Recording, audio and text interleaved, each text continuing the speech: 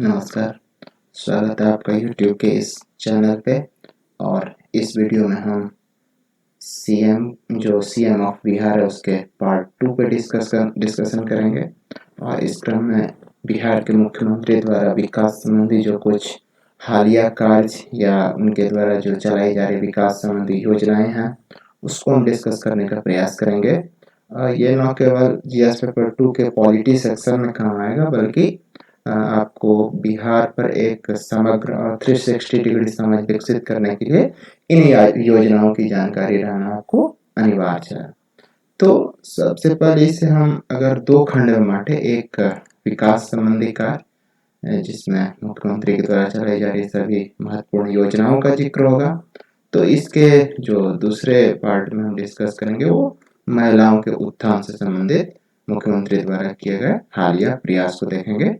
तो इसमें हम इस वीडियो में हम देखेंगे जो विकास संबंधी कार्य है उसके जो मानक हैं और किस दिशा में वो प्रयास किए जा रहे हैं, किन किन योजनाओं पे काम किया जा रहा है, इस पे हम डिस्कशन स्टार्ट करते हैं। तो सबसे पहले विकास संबंधी कार्य को देखते हैं। तो इसके अंतर्गत पहला जो है 7 निश्चय यात्रा, ये बिहार के समग्र, संपूर्ण और बहुआयामी विकास के लिए बिहार सरकार के द्वारा 2006 में अमल में लाई गई एक योजना है। इसके अंतर्गत जो वैसे इस पे सोचा तो बहुत पहले से जा रहा था, लेकिन इसे लागू जो है कुछ पिछले 1-2 वर्षों में आपको इसके लिए जो प्रयास है वो सरकार की तरफ दिखता है। तो 7 निश्चय योजना के तहत 7 विभिन्न क्षेत्रों को मिला के बिहार के संपूर्ण विकास के लिए एक मॉडल बनाने का प्रयास किया गया है। और इसके अंतर्गत वैसे 7 निश्चय योजना को हम इकोनॉमी सेक्शन के तहत पूरी तरह से डिस्कस करेंगे, लेकिन बस यहाँ पे आपको इतना समझ रखना है कि 7 निश्चय योजना के तहत आपको एक जो 7 जो योजनाओं का क्रम है उसको याद रखने के साथ साथ उस पर थोड़ी बहुत समझ आपको होनी चाहिए। तो पहला इसमें जो है आर्थिक हल, युवाओं का बल। इसके अंतर्गत क्या किया जाता है, तो युवाओं को बैंक से लोन मिले, जिसके लिए वो मान लीजिए कि पढ़ने के लिए लोन लेना चाहे तो उसको उसमें कोई परेशानी नहीं होनी चाहिए। इसी प्रकार से हर घर नल का जल पहुंचाने की बात है।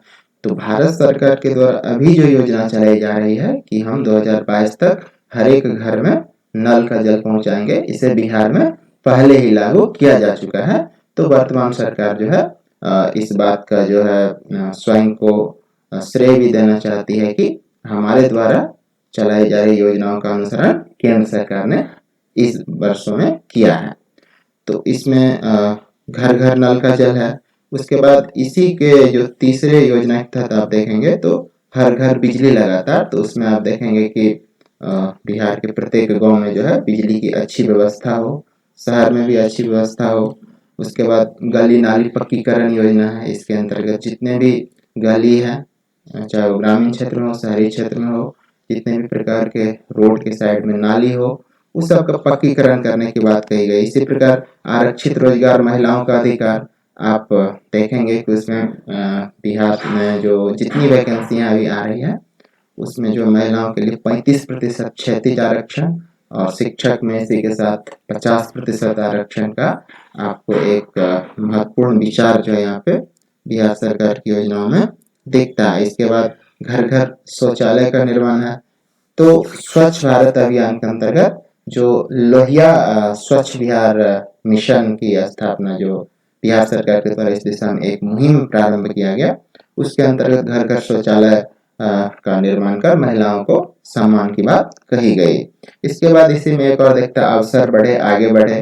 तो इसके अंतर्गत कहा जाता है कि जो बिहार के युवा हैं और वो जो टेक्निकल एजुकेशन प्राप्त करने के लिए बिहार से बाहर विभिन्न राज्यों में जाते हैं और वहाँ पे पढ़ते हैं और फी पे करते हैं, तो उसके लिए व्यवस्था जो बिहार के अगर अंदर हो तो उतने सारे मनी का जो है बिहार से आउटफ्लो रुकेगा। तो उसके अंतर्गत अवसर बढ़े आगे बढ़े में ये बिहार का दृष्टिकोण यहाँ पे आपको दिखता है। तो ये 7 निश्चय योजना का यहाँ पे संक्षिप्त वर्णन। और एक बार जब हम और इसको इकोनॉमी सेक्शन के अंतर्गत डिस्कस करेंगे तो प्रत्येक पॉइंट पे जो है हम वहाँ पे एक समग्र विश्लेषण वहाँ पे आप सभी के साथ मिलकर साझा करेंगे। अब इसमें जो दूसरा है वो है कृषि रोड मैप। तो देखिए, एक तो भारत ऐसे ही कृषि प्रधान देश है, और ऊपर से अगर आप बिहार और भारत के आंकड़ों को अगर तुलनात्मक रूप से देखें तो बिहार में थोड़ा और आपको कृषि पे निर्भरता अधिक दिखता है, क्योंकि वहां पे उद्योगों का अभाव है। ऐसे में कृषि का समग्र विकास के लिए 2006 में कृषि रोड मैप को अमल में लाया गया, और इसके अंतर्गत अब तक 3 प्रकार के कृषि रोड मैप लाए गए हैं बिहार सरकार के द्वारा।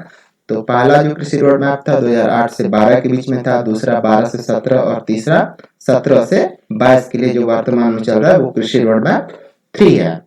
तो इसमें कृषि के संपूर्ण विकास के लिए यहाँ पे दिखता है। तो प्रथम और द्वितीय कृषि रोड मैप जो है, इसकी सफलता से खुश होकर उसमें जो कमियां रह गई उसको भी ध्यान में रखकर कृषि रोड मैप 3 को फ्रेम किया गया है, और ये माना जा रहा है कि बिहार में अभी अच्छा काम कर रहा है। तो कृषि रोड मैप 3 के अंतर्गत एक जो नारे हैं उस पर बिहार सरकार के द्वारा या उसके सभी विभागों के द्वारा बल दिया जाता है कि हर एक भारतीय की थाली में एक बिहारी व्यंजन। मतलब हम कृषि को इतना डेवलप करेंगे बिहार में कि इसके द्वारा जो उत्पादित जो सामग्री है वो प्रत्येक भारतीय तक पहुंचे। और इस प्रकार जो है कृषि रोड मैप 3 जो है कृषि के 360 डिग्री डेवलपमेंट के लिए यहाँ पे बिहार सरकार के द्वारा चलाया जाता है। इसके अंतर्गत आप देखेंगे फसल उत्पादन हो या पशुपालन हो, जल संसाधन, गन्ना उद्योग, राजस्व, भूमि सुधार, ऊर्जा, पर्यावरण, सब पे इस पे फोकस दिया गया है। तो इन दोनों योजनाओं पे 1 नंबर और 2 नंबर पे हम एक अलग से वीडियो बनाएंगे, और इस प्रकार से यहाँ पे 2 योजनाओं का संक्षिप्त वर्णन आप सबों के साथ में साझा किया। अब आइए तीसरा, Sendai framework agreement. Sendai framework, यहाँ पे फ्रेमवर्क एग्रीमेंट होगा, सेंडाई फ्रेमवर्क एग्रीमेंट। सेंडाई जो है एक जगह है जापान में, और जापान आप तो जानते हैं कि आपदा के दृष्टिकोण से बड़ा ही संवेदनशील एक देश है। और उसके द्वारा लेकिन इससे बचने के लिए या इसकी क्षति को कम करने के जो प्रयास है उसकी वैश्विक स्तर पर सराहना होती है। तो सेंडाई एक जापान में जगह है जहाँ पे एक सम्मेलन होता है, और वहाँ पे सभी देशों को इनवाइट किया जाता है, और इस बात पे बल देने का प्रयास किया जाता है कि सभी देश जो भी इसके सिग्नेटरी होंगे, सभी देश जो है आपदा से होने वाली क्षति को न्यून करने के लिए प्रयास करेंगे, कम करने के लिए प्रयास करेंगे। तो ये जो है 2015 से 30 के लिए विभिन्न जो हस्ताक्षरकर्ता देश हैं उसको लागू करना था। और इस क्रम में जब इसके आप 15 जो गाइडलाइंस हैं, 15 बिंदुओं को जो ध्यान में रख के आपदा से होने वाली क्षति को कम करने का जो प्रयास किया जाना था, उसके अंतर्गत आप देखेंगे तो बिहार पहला ऐसा राज्य था भारत में जिन्होंने सेंडाई फ्रेमवर्क एग्रीमेंट को अपने यहाँ लागू किया, क्योंकि बिहार जो है आपदा से काफी प्रभावित रहता। आप जानते हैं कि अगर आप बाढ़ को देखें, सूखा को देखें, भूकंप को देखें, तो सभी दृष्टि से जो बिहार एक संवेदनशील राज्य की श्रेणी में आता है, और इसीलिए बिहार जो है पहला राज्य बना भारत में जिन्होंने सेंडाई फ्रेमवर्क एग्रीमेंट के 15 जो सूत्र थे उसको जो अपने यहाँ लागू किया। अब आइए स्किल मैपिंग। ये वर्तमान जो महामारी का दौर चल रहा है, इसमें प्रवासी जब विभिन्न राज्यों से अपने यहाँ लौट रहे हैं, तो आप जानते हैं कि बिहार से प्रवासन की समस्या काफी एक जटिल रूपों में हमें दिखाई देता है। तो क्योंकि यहाँ पे उद्योगों का अभाव है, ऐसे में जो है प्रवासी श्रमिक यहाँ से दूसरे स्टेट काम करने के लिए जाते हैं। तो वर्तमान महामारी के दौर में जब वो अपने राज्य लौट रहे हैं वर्तमान में, तो मुख्यमंत्री के द्वारा एक श्रम संसाधन विभाग के द्वारा एक स्किल मैपिंग का काम यहाँ पे किया जा रहा है, ताकि प्रत्येक लोगों का स्किल किस क्षेत्र में, कोई राजमिस्त्री का काम कर सकता है, कोई पेंटिंग का काम कर सकता है, कोई कृषि के क्षेत्र में कुछ विशेष काम को अच्छे तरीके से कर सकता है। तो उसकी अगर स्किल मैपिंग हो तो हमें पता होगा कि हमारे प्रवासी श्रमिक अगर इतने हैं, 1 करोड़ हैं या 50 लाख हैं, 40 लाख हैं, तो किसका स्किल किस क्षेत्र में है, ऐसे में हम उसके ऊर्जा का उपयोग एक निश्चित दिशा में अच्छे तरीके से कर सकते हैं। तो स्किल मैपिंग का काम अभी बिहार सरकार के द्वारा किया जा रहा है। अब आइए बाढ़ राहत केंद्र। आप जानते हैं कि बिहार आपदा की दृष्टि से बड़ा ही संवेदनशील राज्यों की श्रेणी में आता है। ऐसे में बिहार के 38 जिलों में से 28 जिले जो है हर साल तो बाढ़ से प्रभावित रहते हैं। तो आप जानते हैं कि हर एक 1 साल 2 साल या हर एक साल का ये इसमें आपको बाढ़ से होने वाली क्षति का आपका ब्यौरा समाचार पत्रों के माध्यम से आपके पास पहुंचता होगा। तो बाढ़ राहत केंद्र प्रत्येक गांव में एक बाढ़ राहत केंद्र का निर्माण किया गया है और उसको ऐसे जगहों पर बनाया गया जहाँ पे बाढ़ का पानी नहीं पहुंच पाता है, तो ताकि पशु और मानव जो है वहाँ पे बाढ़ के समय में वहाँ पहुँच के राहत से भी एक कह सकते हैं वहाँ पे हर एक गांव में बनाया गया। और इसका निर्माण 2008 में जब बाढ़ आया था, तो जब प्रधानमंत्री श्री मनमोहन सिंह डॉक्टर मनमोहन सिंह वहाँ पे 1,000 करोड़ का मदद बिहार सरकार को उपलब्ध उनके द्वारा कराया गया था। तो उसी क्रम में जो प्रत्येक गांव में आपको इस प्रकार का एक केंद्र देखने को मिलता है। अब आइए कृषि हेतु फीडर की व्यवस्था। तो ये जो कृषि रोड मैप 3 अभी चल रहा है, तो उसी के अंतर्गत का एक प्रोविजंस है। जब हम इसको डिटेल्स में डिस्कस करेंगे तो वहां पे आप पढ़ेंगे। तो कृषि हेतु अलग फीडर, तो आप जानते हैं कि कृषि रोड मैप 1, 2 और 3 बिहार के समग्र कृषि के विकास के लिए एक जो महत्वाकांक्षी परियोजना है सरकार के द्वारा। तो उसमें अगर इतनी बड़ी योजनाओं को आप साथ लेके चलते हैं तो आपको कहीं न कहीं ऊर्जा की व्यवस्था करनी पड़ेगी, ताकि किसान जो है अपने पंप सेट को बिजली से चलाए तो उसमें कम खर्च हो। इसी प्रकार से जो फूड प्रोसेसिंग इंडस्ट्री है उसमें, तो इसके लिए क्या किया बिहार सरकार के द्वारा, एक स्वतंत्र कृषि फीडर, एक तो जो घरों में बिजली की खपत के लिए उसके लिए एक अलग चैनल, और एक कृषि के लिए अलग चैनल की व्यवस्था किया गया। 11 kV का कृषि फीडर की व्यवस्था किया गया। इसके अंतर्गत किसान जो है अपने सिंचाई को करने के लिए बिजली जो है सरकार के द्वारा जो कृषि फीडर के माध्यम से उपलब्ध कराया जा रहा है, उससे उसकी सुविधा वो ले सकता है और उसका भुगतान कर सकता है। इस प्रकार सिंचाई पे उसका खर्च जो है घटता है और किसानों की इनकम जो है बढ़ती जाती है। तो कृषि है तो फीडर की एक अलग व्यवस्था है। अब ये जल जीवन हरियाली मिशन।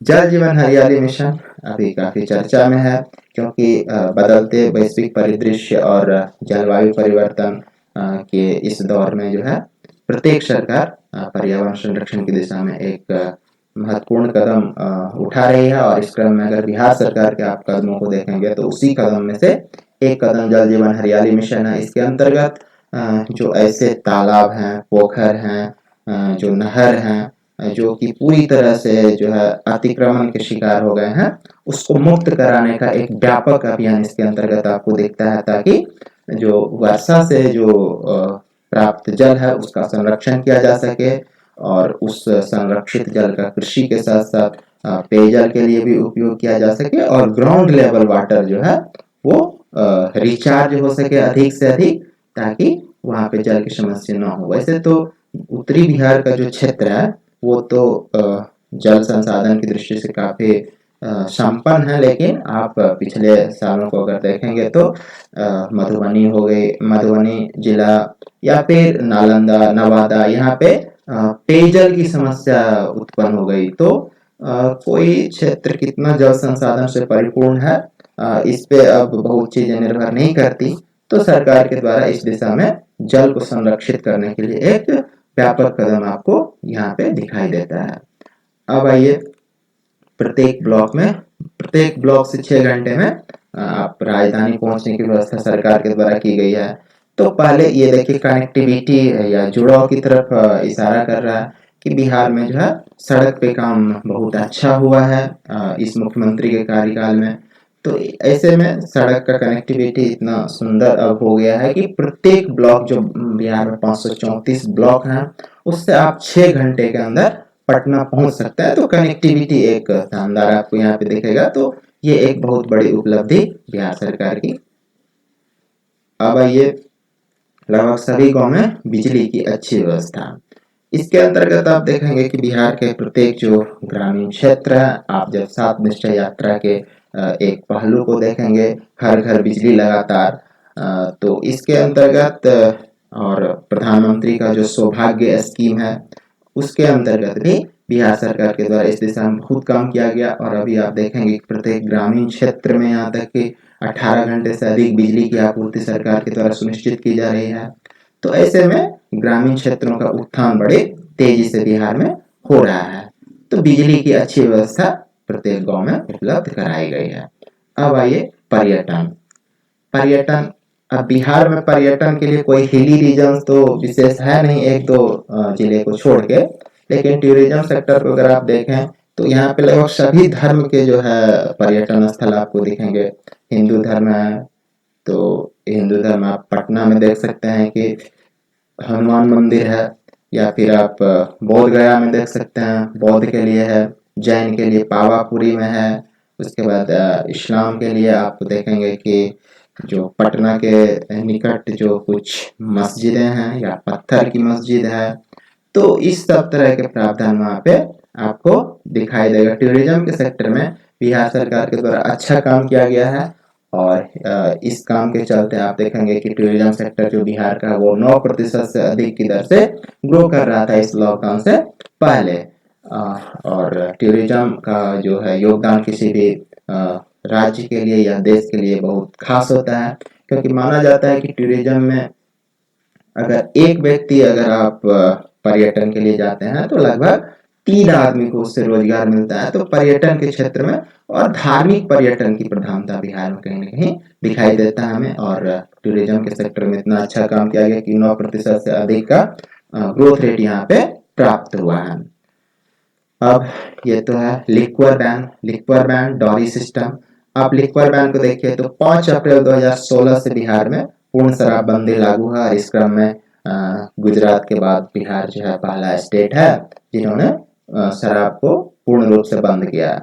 ये इसलिए महत्वपूर्ण हो जाता है कि आप ये समझ पा रहे होंगे कि किसी भी स्टेट गवर्नमेंट की जो इनकम है वो एक तो शराब पे से और दूसरा पेट्रोलियम प्रोडक्ट से सबसे अधिक होती है, और ऐसे क्रम में शराबबंदी को पूरी तरह से लागू कर देना एक बहुत ही साहसिक कदम बिहार सरकार के द्वारा लिया गया था, और ये लगभग पूरी तरह से सफल भी है। हालांकि लिक्वर बैन को आप इस आधार पर कभी ना झुठलाएं कि हाँ अब शराब की डिलीवरी जो है घर घर हो जाती है, वो अलग बात है, लेकिन आधिकारिक रूप से जो है लिक्वर बैन को इम्प्लीमेंट 5 अप्रैल 2016 से किया गया।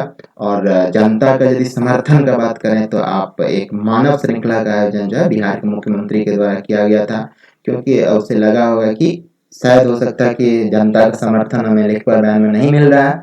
तो जिस प्रकार से आप देखते हैं कि सरकार जो है समय समय पर सदन में विश्वास प्रस्ताव लाती है अपने पक्ष में कि इतने मेंबर हमारे पक्ष में है, तो इसी प्रकार से जनता के विश्वास को मुख्यमंत्री में आप इस मानव श्रृंखला के माध्यम से देख सकते हैं। 11,292 किलोमीटर, ये Guinness book of world record में रिकॉर्ड भी किया गया कि इतना लंबा मानव श्रृंखला मुख्यमंत्री के समर्थन में शराबबंदी को लेके है। तो ये भी कहीं ना कहीं पूरी तरह से आपको सफल दिखेगा। महिलाओं के लिए खास करके ये वरदान सिद्ध हुआ है, और इनकम धीरे धीरे बिहार का बढ़ रहा है। अब आइए डॉरी सिस्टम। जिस प्रकार से शराबबंदी को पूरे बिहार में बैन किया गया, तो डॉरी सिस्टम के लिए एक मानव श्रृंखला का जब आयोजन किया गया तो 13,000 किलोमीटर का जो है एक ह्यूमन चेन आपको वहां पे दिखा। तो इसके अंतर्गत ये भी दिखाता है कि बिहार के जनता का समर्थन, विश्वास किस प्रकार से मुख्यमंत्री के अंतर्गत है।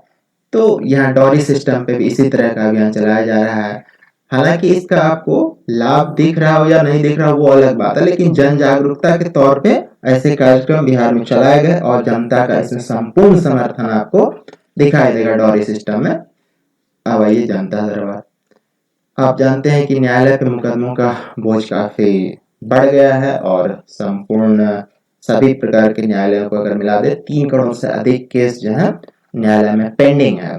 ऐसे में बिहार सरकार के द्वारा एक ये महत्वाकांक्षी पहल के रूप में दिखाई देता है कि सरकार ने छोटे छोटे विवादों को या छोटे छोटे किसी कार्यालयी काम के न होने से उसको सॉल्व करने के लिए एक जनता दरबार का कॉन्सेप्ट लाया गया, और ये मुख्यमंत्री का प्रथम या द्वितीय कार्यकाल के अंतर्गत ही लाया गया एक योजना है। इसके अंतर्गत प्रत्येक सप्ताह में एक दिन जो है मुख्यमंत्री और उसके मंत्री मिलकर जनता दरबार का आयोजन करते थे, और उसमें जनता की छोटी छोटी समस्याओं को न्यायालय जाने से पूर्व भी सुलझाने का प्रयास करते थे। तो इसके लिए बड़ा प्रसिद्ध रहा मुख्यमंत्री का यह अभियान जनता दरबार।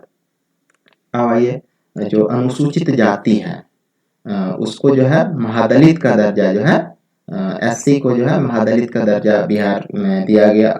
तो इसके अंतर्गत आपको दिखता है कि बिहार सरकार की प्रत्येक योजना इस लक्ष्य पे आधारित होती है कि समाज के जो सबसे पिछड़े वर्ग है या एक पंक्ति के सबसे पिछले जो सदस्य हैं उसको भी आगे लाया जाए, मुख्य धारा में उसको शामिल किया जाए।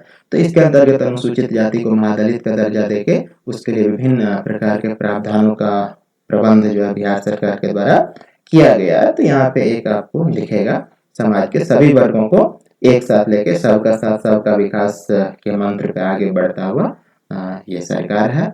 और ये भी एक अच्छा काम जो है मुख्यमंत्री के द्वारा हाल के दिनों में किया गया। अब आइए, आपको बिहार में डोमिसाइल हो, इनकम हो, कास्ट सर्टिफिकेट हो, सबकी ऑनलाइन व्यवस्था की गई ताकि भ्रष्टाचार और लाल फीताशाही जो है उसको कम किया जा सके। और ये काफी सफल भी रहा क्योंकि आपको इसके अंतर्गत आप कहीं से भी अप्लाई करके और ब्लॉक से इसे प्राप्त कर सकते हैं एक निश्चित समय सीमा के अंतर्गत। तो ये करप्शन पे बहुत करारा प्रहार था और डिजिटल इंडिया की दिशा में भी एक प्रयास है। हालांकि डिजिटल इंडिया प्रोग्राम आने से बहुत पहले ही जो है इस प्रकार के कार्यक्रमों को बिहार में लॉन्च किया गया और लगभग 8 से 9 साल से इस सभी प्रमाण पत्रों को जो है ऑनलाइन बनाया जा रहा है और इसमें भ्रष्टाचार और समय की बचत और भ्रष्टाचार का खात्मा इससे जो है बहुत हद तक बिहार में हुआ है। तो ये विकास से संबंधित मुख्यमंत्री की हालिया योजनाएं हैं। और ये तो विकास संबंधी कार्य, कुछ मुख्यमंत्री के द्वारा महिला उत्थान के लिए कार्य किया गया, तो उस पे हम अगले वीडियो में चर्चा करेंगे। और इस वीडियो में जो भी सामग्री है इसका उपयोग कहीं पे भी किया जा सकता है। आप इस सभी योजनाओं को अगर ध्यान से पढ़ें तो बिहार के संबंध में आपका एक व्यापक दृष्टिकोण जो है वहाँ पे स्थापित होगा। तो आज के इस वीडियो में विकास संबंधी कार्य और अगले वीडियो में महिलाओं के उत्थान से संबंधित जो सरकार की बहुत सारी योजना है उसको हम कवर करेंगे। तो इन दोनों वीडियो को देख के आप जो है बिहार पे एक अपना दृष्टिकोण विकसित कर सकते हैं। आज के इस वीडियो के लिए इतना ही, वीडियो में इतना ही। और अगर आपको लगता है कि किसी भी रूप में यह वीडियो किसी के लिए भी लाभदायक है तो उसे आप शेयर कर सकते हैं।